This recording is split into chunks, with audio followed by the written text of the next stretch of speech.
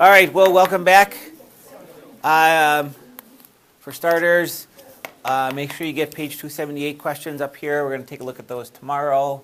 And page 269, which is the next assignment, okay, it's the Riemann Sum thing. You're going to not follow the directions in the book. I can handle that.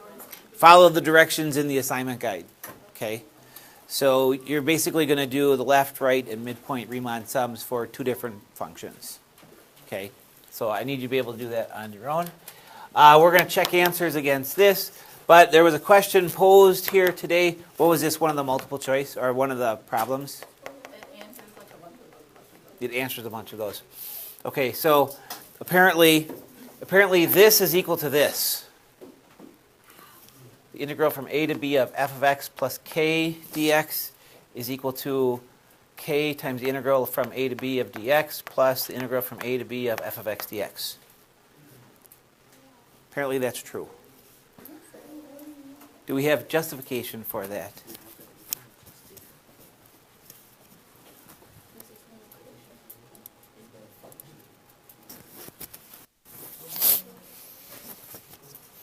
How is that possible? It's not possible? So integral from a to b of f of x plus k dx is equal to k times the integral from a to b of just dx plus the integral from a to b of f of x dx. I need to know yes or no and why. Can anybody give me any clue? Yeah. Well, like, if you have f of x plus k, you're taking f of x and doing a vertical shift up, and so you're like creating a little rectangle underneath your function. Okay, so let's take a quick peek at that. A to B, and I've got some random function f of x. There's not a single person in the class that says that that's what the integral from a to b of f of x dx means, correct? That's a no-brainer right now. This means this. The area is equal to that. Okay? That's the fundamental theorem of calculus we have there. Okay, and what she's saying here is, well, wait a second. If you put a plus k on there, integral from a to b of f of x plus k dx, it's a vertical shift of the function. So if I go here, and now I'll create a k, some k here. And now I have to shift the function up that amount. So it's going to look like this. Go from a to b. Okay. And when we do this, it gives you this area. So not only does it do this, but then it does all of this too. Yeah. Isn't one of the properties there's k, or it's like from a to b of k of f of x of dx, and then you take k out, and then so it's k times that. Why can't you put the k back in? So it's just the a to b of that. Okay, of the k dx. Yeah. So we have another suggestion here. Isn't this the same as this?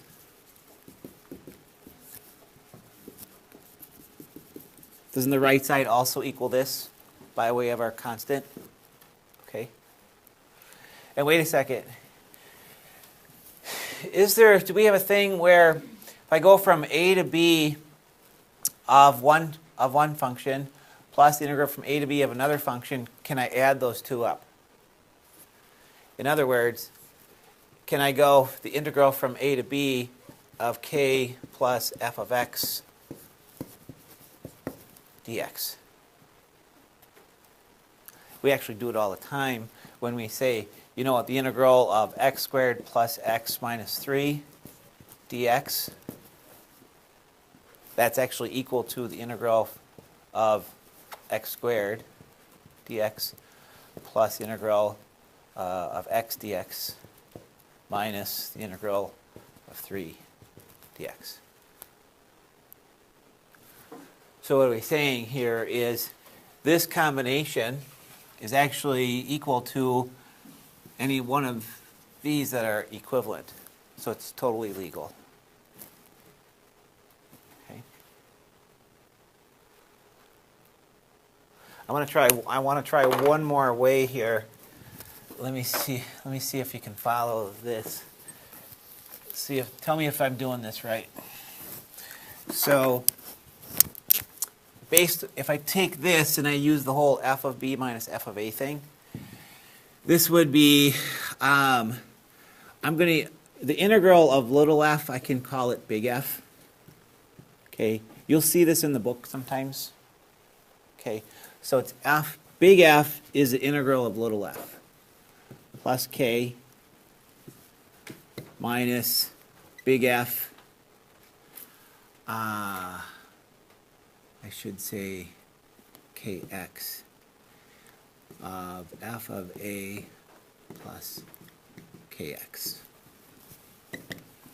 So if I integrate this and I use the fundamental theorem, I get big F of b minus big F of a, because the kx is subtract off. So that's what that's equal to. Okay. So what happens if I do it here? Well, this is, I can put that k in there, and so this would be, this is just 1. So if I integrate that, it's kx minus kx is what it is. Because there is no x when we evaluate it, just like it was with the kx here and the kx here. And then this is equal to big F of b minus big F of a, which is equal to big F of b minus big F of a. This is the analytical approach as to what it is. This is a graphical approach here, and the red one's another analytical approach. I kind of like this one a lot. It shows that that's what's going on. You're shifting. So what's the answer? Yes. Okay. If you stop and think and you try to justify it in different ways, you can see a connection. All right, well, let's go on. We've got those 3 problems to do. We were partly through the first one. We didn't quite finish it. And I'm going to put my answer back up here.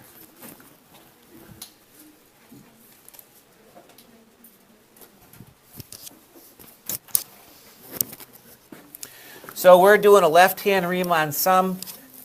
Why the heck are we doing these Riemann sums? What's the point? That's right.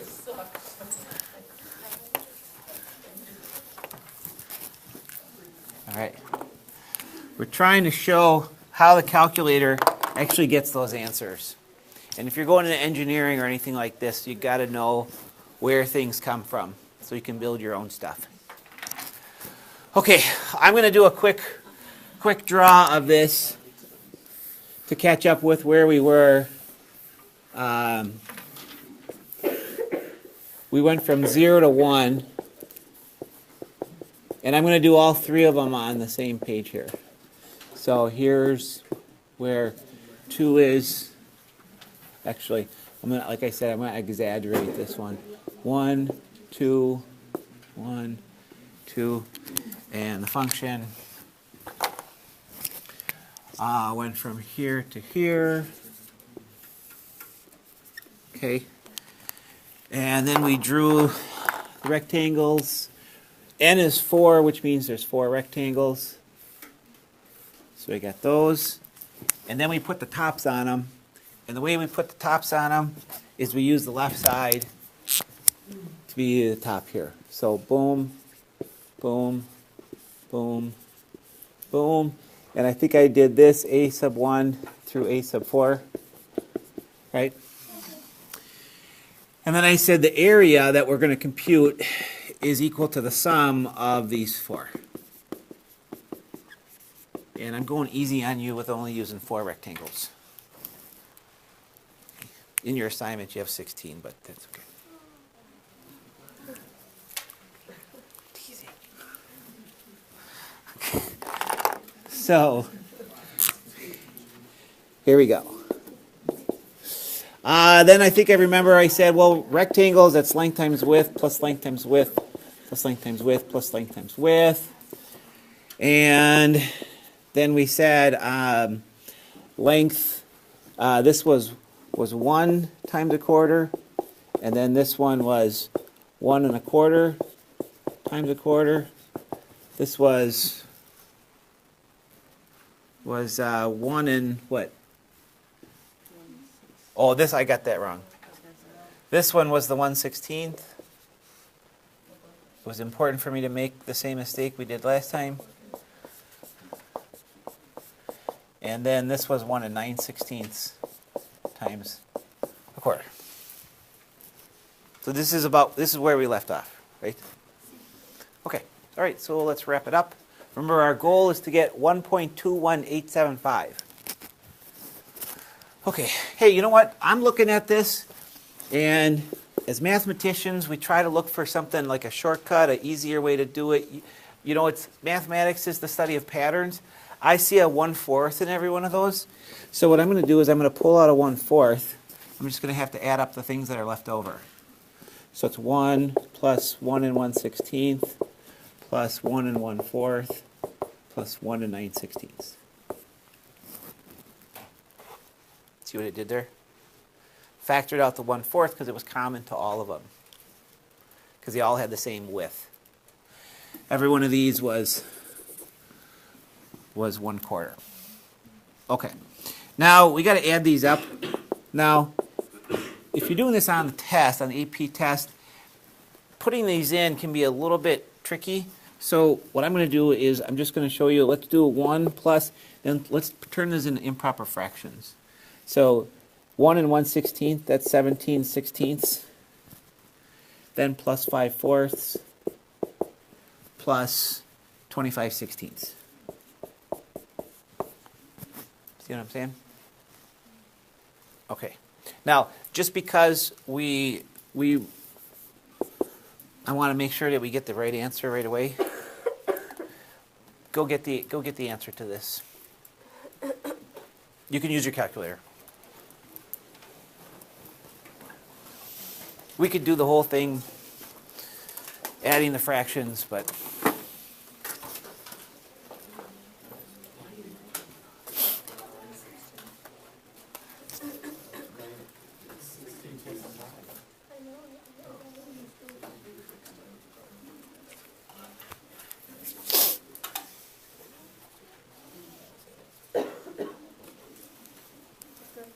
we're good. 1.21875. Sure.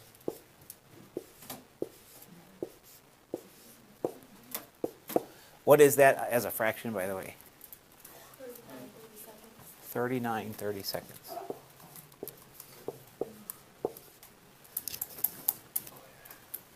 Did you guys do it as a fraction? You get that? 39? 32, okay. Okay, notice that this is our area as a left-hand Riemann sum, and it's an estimate for what the actual retail answer is. The actual answer is 1 1/3, which we're kind of close to that. We good? Okay, repeat. But we're going to do right hand next. So I want you to draw a picture for each one of these because it's essential that you got the picture down.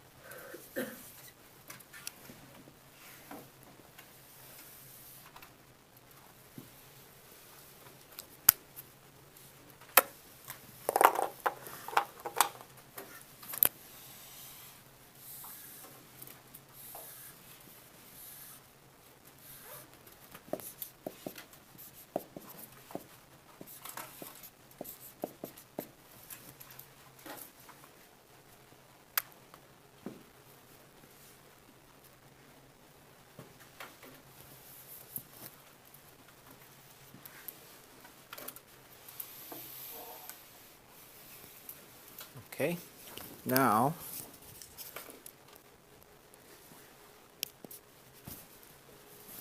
if we switch to the right hand, no, let's do that after. Let's calculate it first. All right, right hand Riemann sum. So let's draw the rectangles. So this time we use the right side of each rectangle, okay, as the top. Okay. So we start on the right, and we use the right side wherever the function, whatever the functional value is for the right side, that becomes the height of that rectangle. So then we just go across again,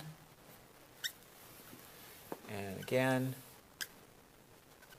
and again. Okay, you must see the difference between those. Right hand Riemann sum.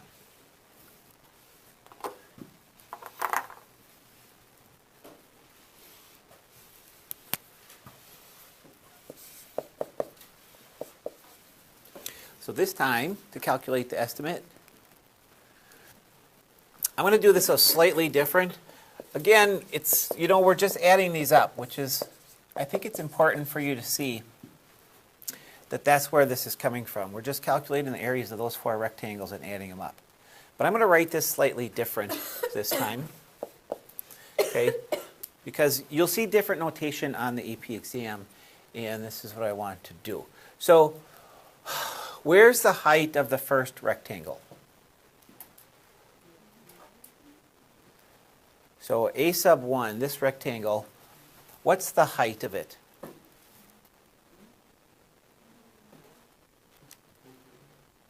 Yeah, how far over 1?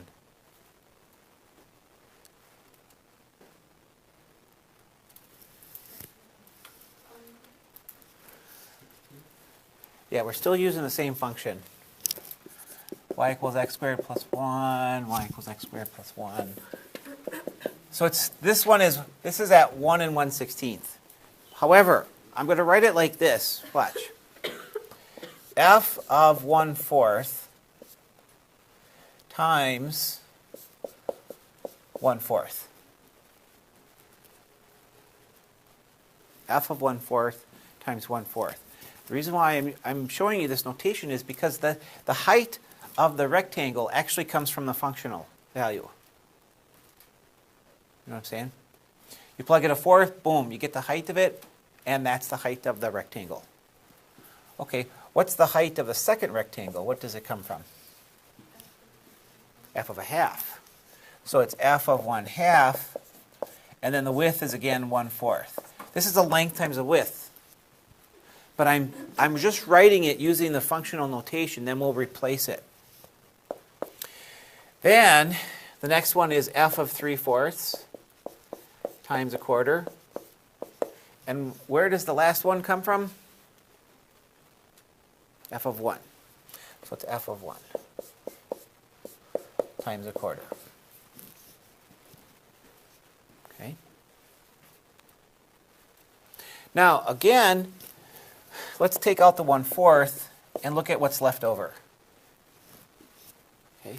Take out the 1/4 and we get, this is actually F of 1/4 plus F of 1/2 plus F of 3/4 plus F of 1.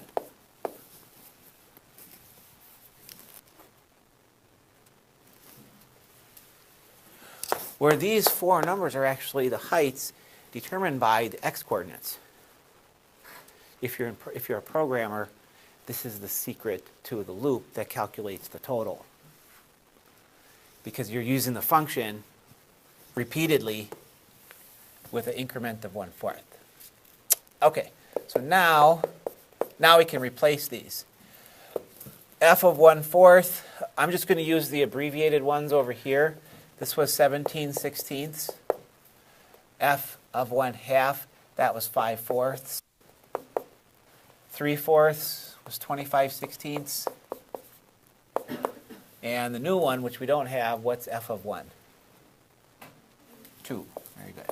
Okay, get an answer for that one.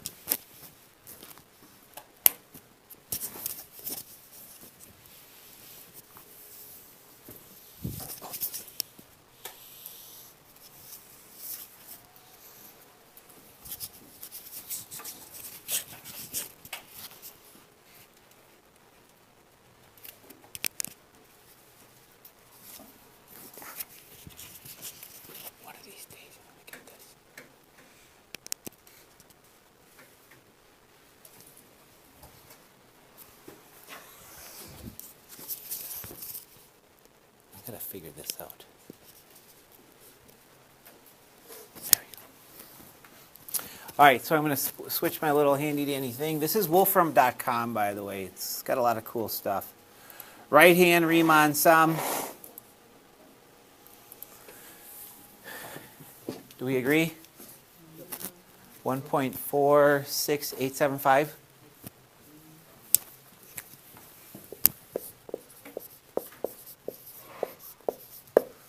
Yes?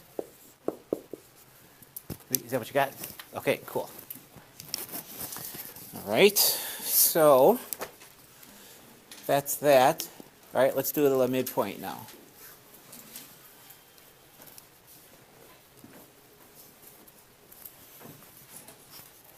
So we're going to redraw it one more time.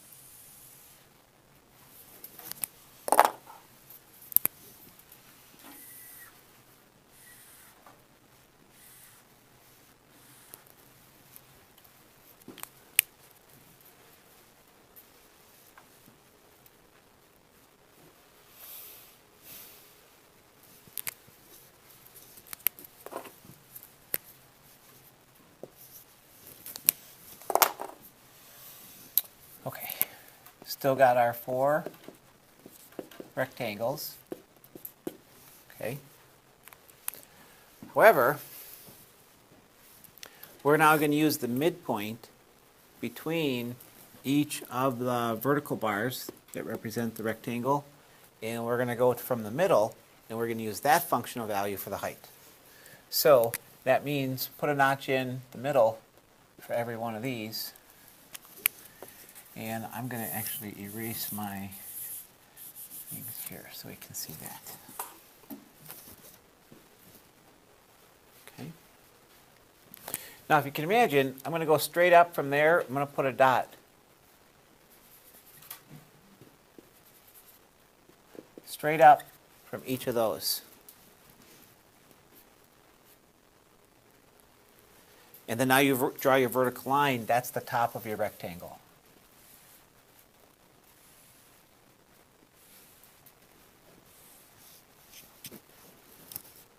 See what I did there?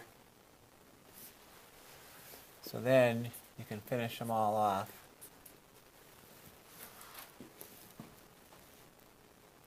What do we got? Okay, so area is equal to length times width, blah, blah, blah. So f of what times a quarter? Yeah, these are all increments of eighths. Okay, so it's kind of easy to do. This is 1/8, 2/8, 3/8, 4/8, 5/8, 6/8, 7/8, and 8/8, because it's all split up. Yeah. Will you want us to find the midpoint this way, or like always this way, or will it be a good place to just do that? You got to be able to do this. On the AP exam, they expect you to be able to do this. In fact, we'll do a little test to see how accurate that comes out.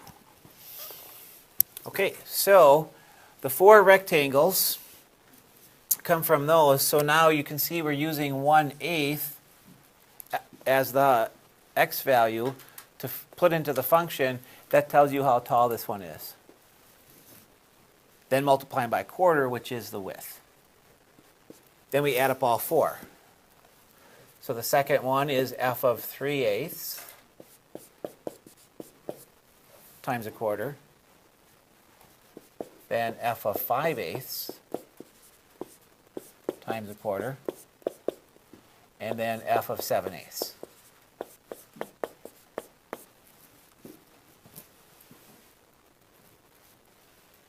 You see it?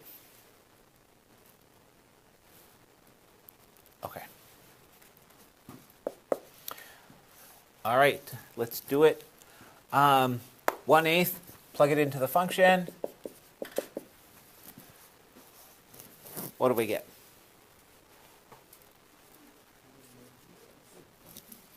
Yeah, just for my own good, I'm going to write it as 1 and 1/64. 1/8 squared is 1/64 plus 1, so that's where we get that. Okay, what's this one? 1 and 9/64 times a quarter. 1 and 25/64 times a quarter. And 1 and 49/64.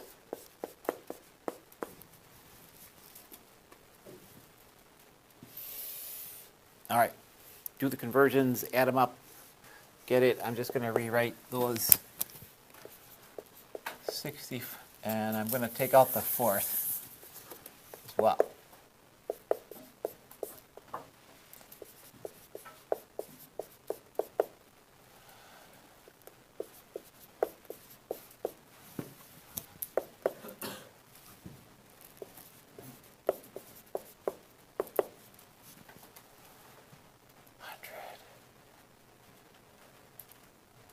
Hundred and 13.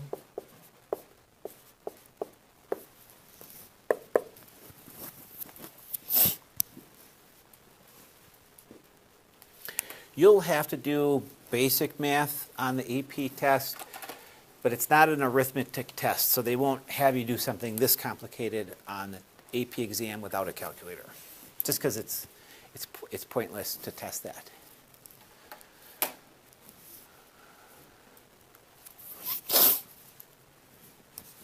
All right, I'm going to check here. Well, you give me an answer. Anybody got an answer? 1.32, 8125. Anybody else get that? Okay. All right, good. So this is the area estimate of the midpoint. We have this. And let's see if they agree with us. Say hi, Megan. Hi, Megan.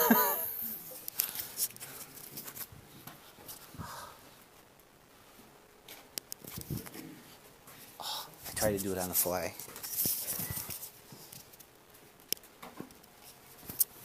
Okay. All right. And our midpoint. 1.32813. They're only going to 5 decimal places. That's what we've got there. Okay? Yeah. How many times is calculated on this one? I don't know the answer to that. I've tried to look it up. I have been unsuccessful. But you could go through a test and say, if you just write the program, you could see how many rectangles do you need for it to be accurate enough. Okay, and that's what it is then. That's where it's good enough. Hey, if you add up the left and the right and you divide by 2, do you get the midpoint?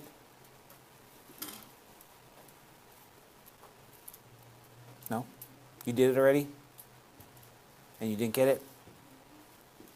How come that is? I thought if you add the left and the right, add them up, divide by, you'd get it. Isn't that weird?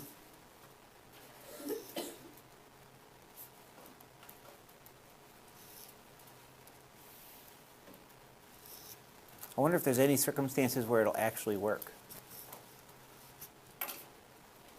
Yeah. Yes. The answer is if it's linear, it'll work. Okay? That's the only case where the average of the left and the right will equal the midpoint. Okay? Because of the triangles that are left over on it. All right. Just to make sure we understand something that we talked about. This is an increasing function. Okay? If I do a left-hand Riemann sum, is this an over or underestimate? This is an underestimate. Okay? You need to be able to spot when something would be an over or underestimate.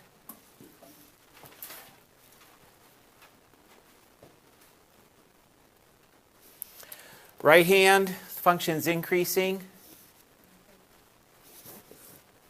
You can see that it's an overestimate.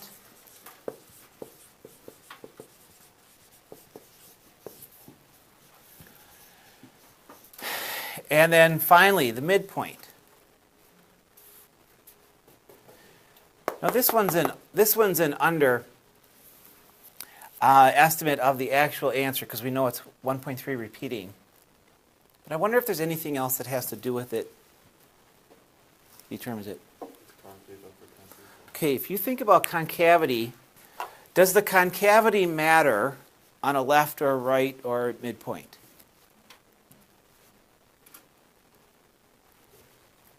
Okay, let's try to justify that. So we make a conclusion. Let's draw a couple of pictures and see what we got.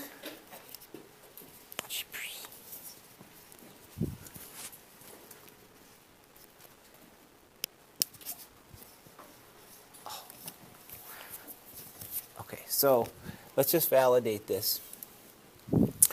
Let's do the left-hand Riemann sum and see what happens.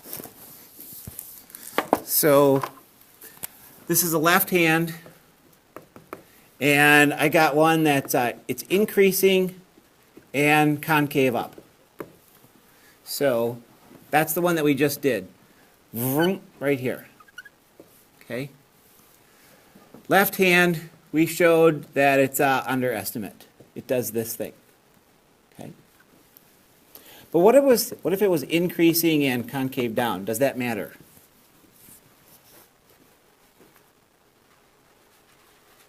Does it matter? Think so? So I could do this. This function is still increasing, but the concavity is different. It's concave down.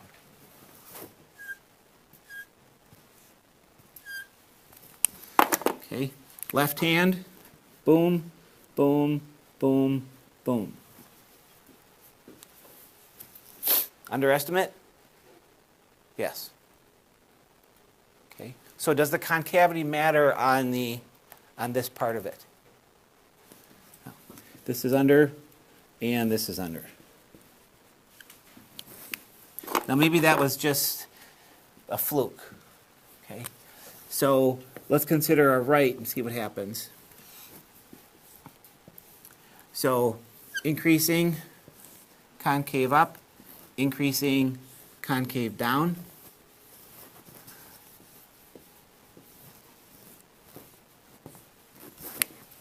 Draw the rectangles on a right.